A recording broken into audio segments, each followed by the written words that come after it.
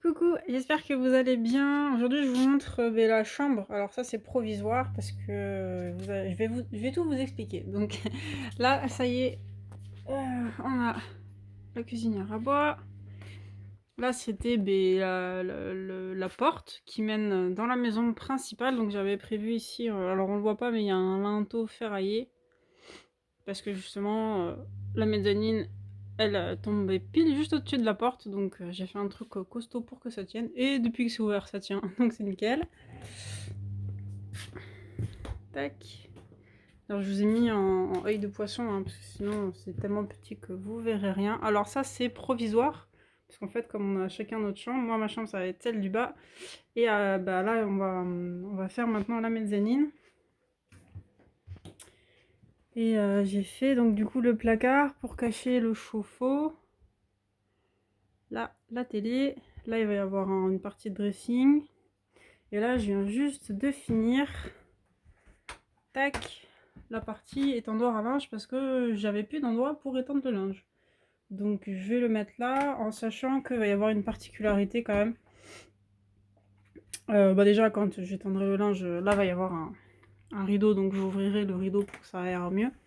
Mais aussi, attendez, je vais vous montrer.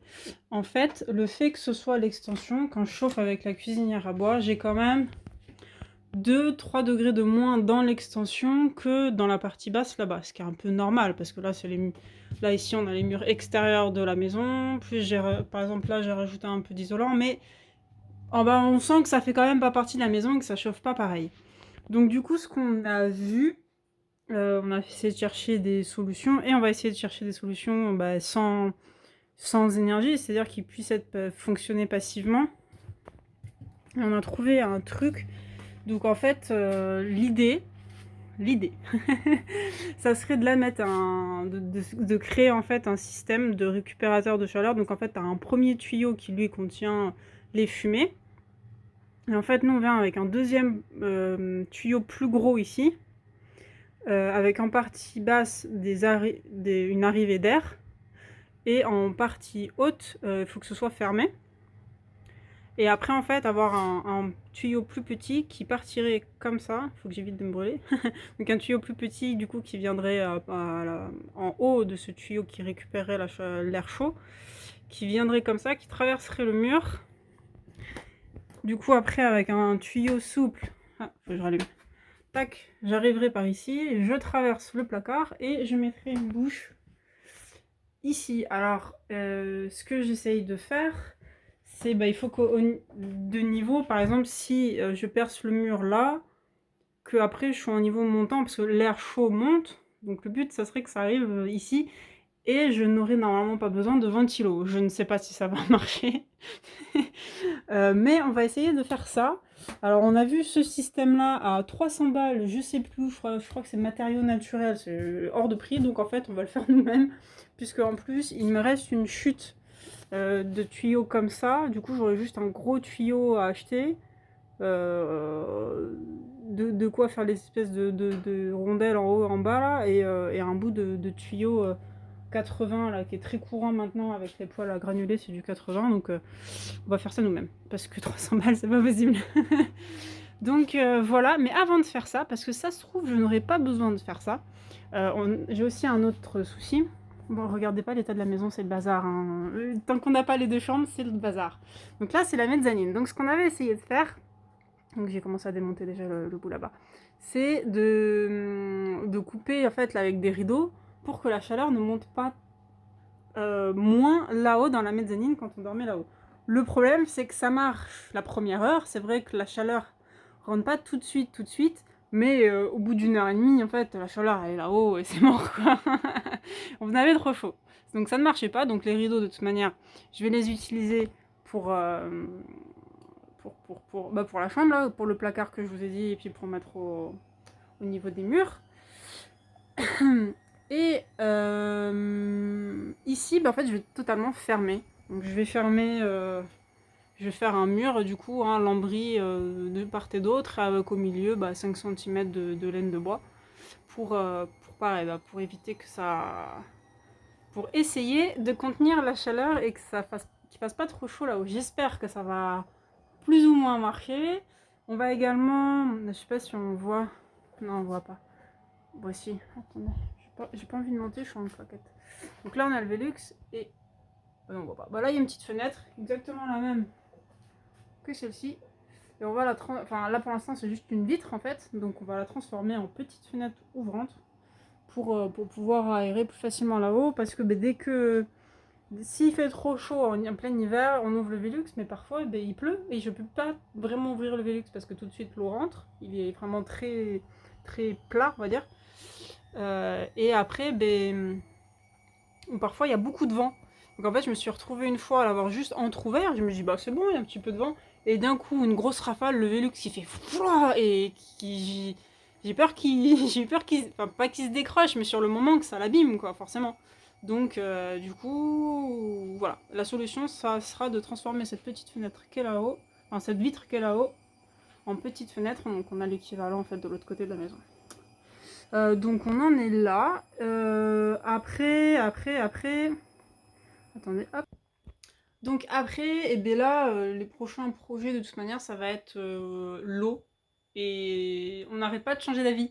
C'est-à-dire qu'on se dit ouais, on va mettre une cuve souple, après on se dit ouais, mais c'est quand même 1000 €. Et la durée de vie, bah, il va pas on suppose, puis avec la chance qu'on a, que nous, ça va pas être très long.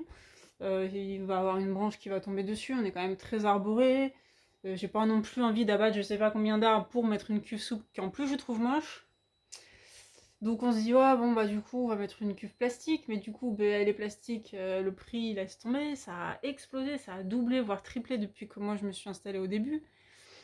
On réfléchit.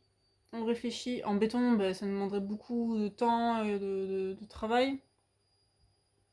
On n'a pas forcément euh, les connaissances nécessaires, et on a pas mal de gens autour de nous qui travaillent, qui sont maçons, des choses comme ça, et qui nous disent bah, les cuves béton, ça finit toujours par fuir, celles que les gens ont construites. Et c'est vrai qu'on n'a pas de retour de ça, de gens qui sont dans l'autonomie, qui ont fait leur cuve, on n'a pas vraiment de retour. Moi, la mienne que j'ai, elle a été fabriquée en usine, elle est vibrée à je sais pas combien, donc moi pour l'instant, j'ai pas de fuite dans la mienne. Mais c'est vrai que les gens qui l'ont fait eux-mêmes, je ne sais pas. Voilà, ensuite, donc en fait, ça nous bloque un peu tout parce qu'on se dit, mais si on met la cuve au mauvais endroit, après par la suite, on va être gêné pour les constructions. Ah oui, parce qu'en fait, déjà, il y a un autre projet de construction qui est dans la tête parce que le garage est plein à craquer. Donc le garage va devenir un atelier puisque de toute manière, ce sera jamais un garage.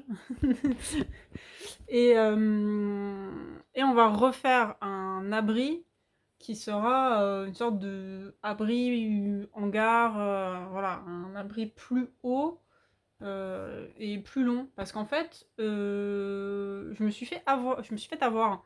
Au niveau de la communauté de communes, ils m'avaient dit oui, vous pouvez faire 30 mètres carrés, nanani, nana. Donc j'avais fait un garage de 30 mètres carrés, pile poil, le maximum que je pouvais. Et après, quand je suis allée à et la mairie, elle m'a dit ah mais non, mais de toute manière,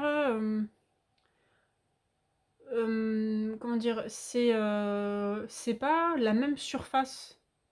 En fait, à partir du moment où c'est une surface couverte pour un abri de voiture, mais c'est pas comptabilisé dans les 30 mètres carrés d'extension que j'ai le droit de faire. Donc en fait, déjà, j'aurais pu faire beaucoup plus grand. Et en plus, si je veux faire une extension de 30 mètres carrés, je peux encore. Et si je veux refaire un abri de garage, je peux encore. Donc en fait, il me faut des thunes. non mais du coup, c'est même au-delà de ça, bon, le budget il arrivera quand il arrivera, on s'en fout. Mais au-delà de ça, en fait, il faut que je pense du coup à tout ce que j'ai le droit de construire pour l'emplacement, parce que là où je fais... En fait, par contre, l'une des choses qui me limite, c'est que je ne peux pas construire à plus de 30 mètres, éloigné à plus de 30 mètres de la maison. Et ça va me bloquer. Parce que ma maison, elle est dans un angle du terrain, au bout d'un pic là, et du coup, je suis très très limitée par l'espace. Et il y a des endroits où ça descend pas mal. Donc du coup, après, je suis très limitée. Bref, je vais réfléchir.